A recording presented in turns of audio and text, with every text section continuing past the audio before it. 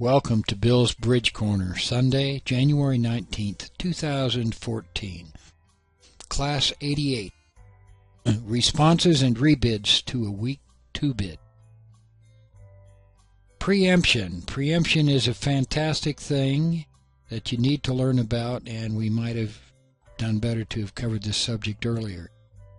What do we do when we talk about preempts? We went back to comparing the scoring way back at the beginning of these classes and considered that it sometimes is better that you overbid and go down rather than let the opponents make their contract. Let's expand on that with a subject called the law of total tricks. What is the law of total tricks, or the law in short? On most deals, the number of tricks will be approximately equal to the number of trumps for the two different partnerships in the hand. Let's explain what this means. Let's suppose that you and your partner hold 9 hearts between you, and the opponents hold 8 spades between them. The total is 9 plus 8, or 17. What that means is, on most deals, if your side can make 9 tricks in hearts, which is 3 hearts, on most deals your opponent can make 8 tricks, or 2 spades. So if you can estimate the number of cards that you and your partner hold in the suit, and the number of cards your opponents hold in their strong suit, you're in a good position to decide whether to sacrifice or defend and possibly go down. Now, let's suppose, for example, instead, you can make 4 hearts. If you can make 4 hearts, then usually the opponents can make 1. Or if you could make 2 hearts, then the opponents could make 3 spades. You get the idea. It depends on where the honors may be and whether a given finesse is onside or offside. But this is a basis of strategy in your bidding of sacrifices. Let's translate that in human terms. It is safe, and I put that in quotes, it's not a guarantee, but it is usually safe, to bid up to the level of the number of trumps you have. So let's suppose that your partner opens a weak 2. You expect him to have 6 trumps. If you have 3, it is safe to go to the 3 level. What does safe mean? It means if you don't make your bid, it'll be worth your while to sacrifice because the opponents can't get as much, setting you as they could making their own. That doesn't always work, but it's a good strategy. So what's your methodology? Your partner opened a weak 2 bid. Estimate how many trumps you think both sides have. On your side it's pretty easy. For the opponents it's a little more difficult. They may or not have bid. Figure out how many tricks that would mean for each side, should they win or should we win the competitive bidding. Figure out the score for each side. Vulnerability plays a part in the scoring, and based upon that, make your best guess. Adjust the expected tricks based on honor placement. The bidding might tell you that certain honors are onside or offside, and decide whether to play or defend. And the point we're on is partner opens a weak 2. Same applies a weak 3 or 4 or whatever. Partner opens a weak 2 hearts or 2 spades. We'll cover 2 diamonds separately because it's a minor suit, it's a little different. Should you bid? Responses are based upon the law, and we're going to have other classes on the law in the future. The first thing to remember is a raise to 3 is not inviting. Partner, do not raise. I'm not asking your opinion. A raise to 4 or a bid of 3 no trump is a sign-off. 2 no trump is a conventional bid enforcing. Now some people play what they call feature. I prefer to play what's called August, O-G-U-S-T. It's on your convention card, and here are the responses. 3 clubs, bad hand, bad suit. You have 5 to 10 points with a 6-card suit. How good is it? Bad hand, bad suit. 3 diamonds, bad hand, but a good suit. 3 hearts, good hand, but a bad suit. 3 spades, good hand, good suit. And 3 no trump basically says you have a running suit, ace, king, queen of the suit.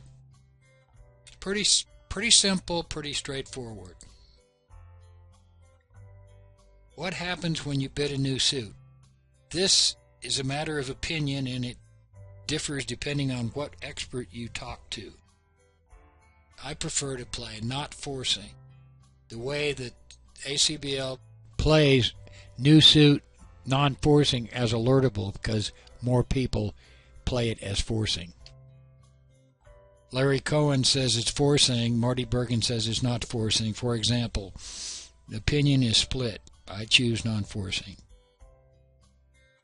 Bid with a good suit, not necessarily a good hand. If you have a really good hand, you either bid 2 no trump or 4 clubs, which we'll get into later, or place the contract. The important thing to tell everyone is the cardinal rule for the preemptor.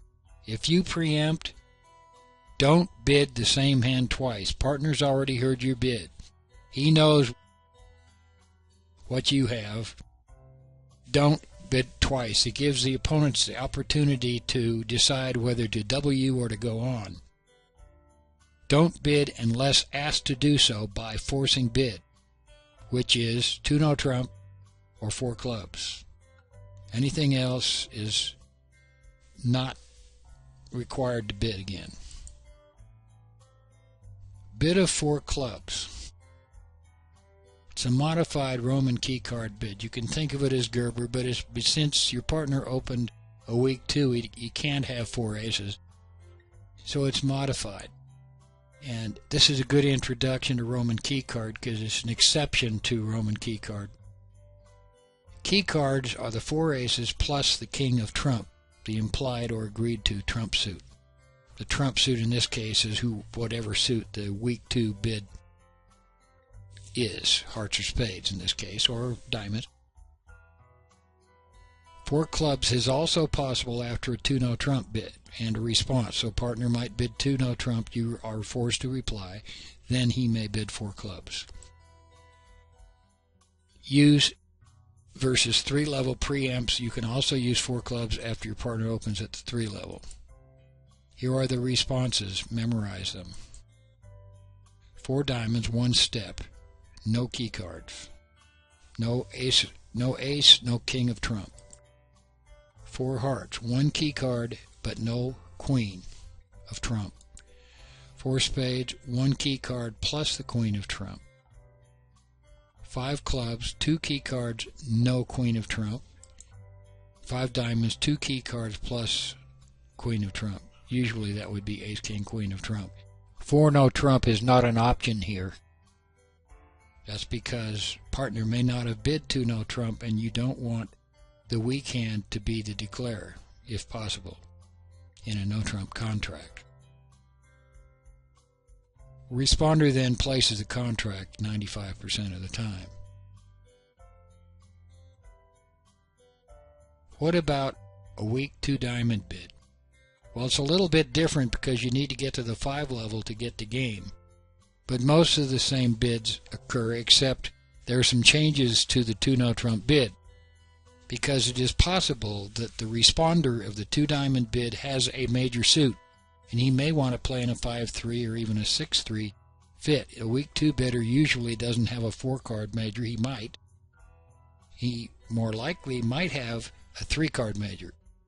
Here are the responses. Again, apply the law, same as after 2 hearts or 2 spades, and then decide. Raises to 3, 4, or 5 are strictly preemptive. Opener, remember, pass. 3 no trump is natural and to play. A new suit shows a strong hand, but it is not forcing. Alert, 4 cards is key card, 4 clubs is a key card ask. It's also possible. 2-no trump is forcing. The responses are different than they are after 2 hearts or 2 spades because you're trying to find a major suit fit, quite possibly. 3 clubs shows non-minimum with 1 or 2 3-card majors. Notice the way in which the 2-no trump responses are arranged. They're similar to Smolin. The objective is that if there is a major suit fit, you want the responder to be the declarer. So, if the responder is interested in a major suit after this 3-club response, the opener bids, the responder inquires with 3 diamonds, and the opener rebids as follows. And notice that the opener bids the 3-card suit he does not have, or 3-no trump with both 3-card majors. The reason is so that the responder can be declared. Other responses: 3 diamonds, a minimum with or without 3-card or 4-card major. 3 hearts, non-minimum with 4 spades, note it's reversed, and 3 spades, non-minimum with 4 hearts. That allows the responder to correct and end up being the declarer. 3-no trump is a non-minimum with no 3-card or 4-card major, and notice that 3 diamonds with the minimum allows the responder to pass at 3 diamonds because that is opener's bid.